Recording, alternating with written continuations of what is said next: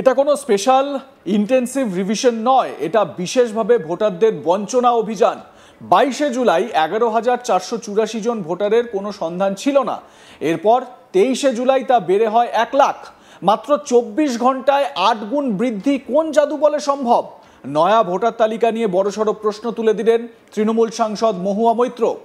October নভেম্বরে vote হতে পারে বিহারে, তার আগে সেই রাজ্যে সংশোধিত ভোটার তালিকা প্রকাশের উদ্যোগ নেয় নির্বাচন কমিশন। এর জন্য স্পেশাল ইন্টেন্সিভ রিভিশন অর্থাৎ বিশেষ নিবিড় সংশোধন করে তারা। আর এসআইআর করতে গিয়েই বাদ পড়েছে 56 লক্ষ ভোটারের নাম।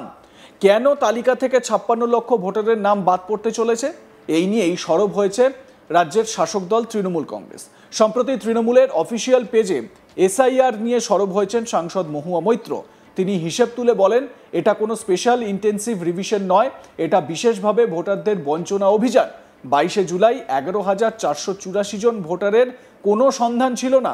এরপর 23শে জুলাই তা বেড়ে হয় 1 লাখ। মাত্র 24 ঘন্টায় 8 গুণ বৃদ্ধি কোন জাদু বলে সম্ভব? 88.18 কভারেজ পর্যন্ত বাদ পড়েছে 35 লক্ষ ভোটার। এখন 98.01% কভারেজে বাদ পড়েছে 56 লক্ষ।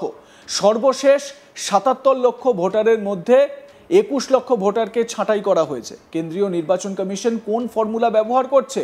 নাকি এটি প্রান্তিক ও গরিব মানুষদের ভোটাধিকার কেড়ে নেওয়ার রাজনৈতিক প্রচেষ্টা? তৃণমূল সাংসদ মহুয়া মৈত্রের কি অভিযোগ শোনাবো আপনাদের। I would like to point out two glaring red flags in the special intensive revision being currently done by the Election Commission in the state of Bihar. On the 22nd of July 2025, the number of untraceable electors stood at 11,484. By the next 24 hours, that is the 23rd of July, this number suddenly increased from 11,500 to 1 lakh. How in 24 hours does the number increase from 11,500 to 1 lakh? How are these people suddenly untraceable? The second red flag, at 88% coverage, the count of electors marked for deletion was 35 lakhs.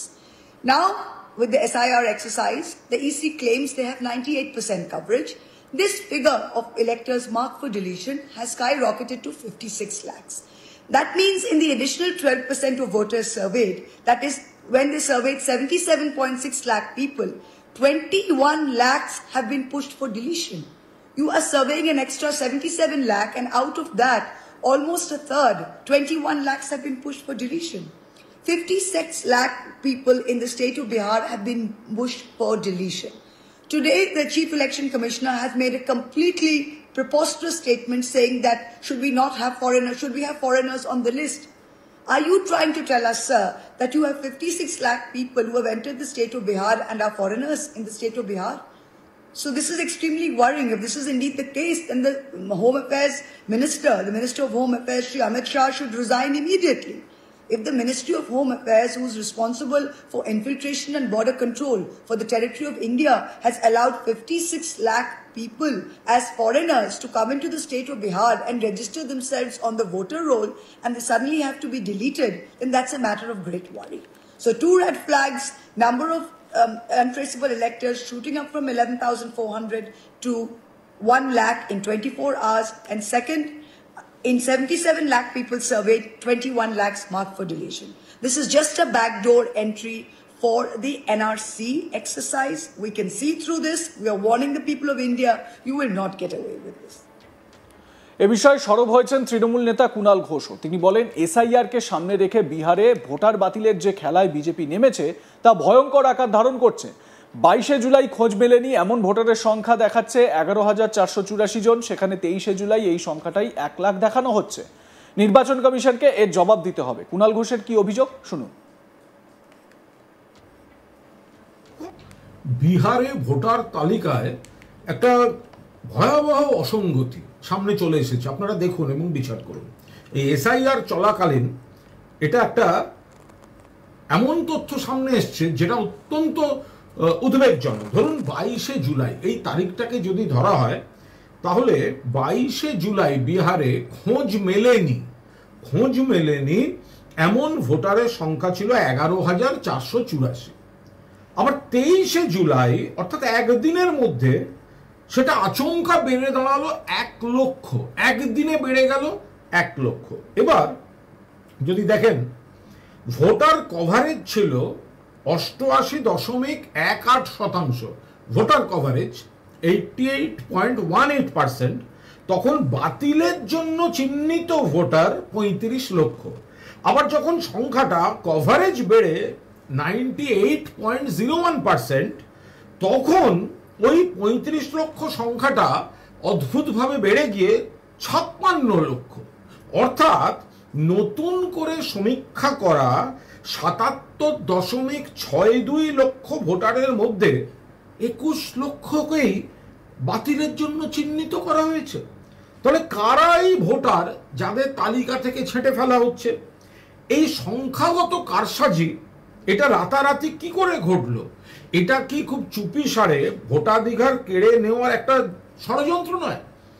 জাতীয় নির্বাচন কমিশনকে এর ব্যাখ্যা দিতে হবে যে একটা তারিখ পর্যন্ত এই, তারপরে এতগুলো ভোটার তারপরে আপনারা আইডেন্টিফাই করে দিচ্ছেন যাদেরকে বাতিলের জন্য। এটা কি করে হতে পারে? এই ভয়াবহ পরিস্থিতি বিহারের আমরা সকলে দৃষ্টি আকর্ষণ করছি, এই চক্রান্ত চলতে দেওয়া যায় না। তো এটা তো বলা হচ্ছে বিহারের কথা, বিহারের এসআইআরে যে 52 লক্ষের বেশি ভোটারের নাম বাদ গেছে সেই প্রসঙ্গ। বাংলাতেও তো এসআইআর চালু হচ্ছে, তাহলে বাংলায় কত লক্ষ ভোটারের নাম বাদ যাবে? এখন সেই আশঙ্কা যারা জেনুইন ভোটার, আমি বলছি যারা অনুপ্রবেশকারী বা রোহিঙ্গা যারা এ রাজ্যে প্রবেশ করেছে তাদের কথা নয়, তাদের ভোটার তালিকা থেকে নাম বাদ গেলে তাহলে আমাদের দেশের জেনুইন ভোটার যারা সাধারণ মানুষ তাদেরকে উপকৃতই তারা হবেন। কিন্তু এর ফাঁকে সাধারণ মানুষ তাদেরও ভোটারের যে অধিকার সেই অধিকার বাতিল হয়ে যাবে না তো? এই প্রশ্নটা কিন্তু স্বাভাবিকভাবে থাকেই। মহুয়া মৈত্র ঠিক কি প্রশ্নটা তুলেছেন আরও একবার আপনাদের শোনাবো। I would like to point out two glaring red flags in the special intensive revision being currently done by the Election Commission in the state of Bihar. On the 22nd of July 2025, the number of untraceable electors stood at 11,484. By the next 24 hours, that is the 23rd of July, this number suddenly increased from 11,500 to 1 lakh. How in 24 hours does the number increase from 11,500 to 1 lakh? How are these people suddenly untraceable? The second red flag, at 88% coverage, the count of electors marked for deletion was 35 lakhs. Now, with the SIR exercise, the EC claims they have 98% coverage. This figure of electors marked for deletion has skyrocketed to 56 lakhs. That means like comment share করতে ভুলবেন না। দেখতে থাকুন আজ তাক Bangla, subscribe করুন আমাদের YouTube চ্যানেলটি।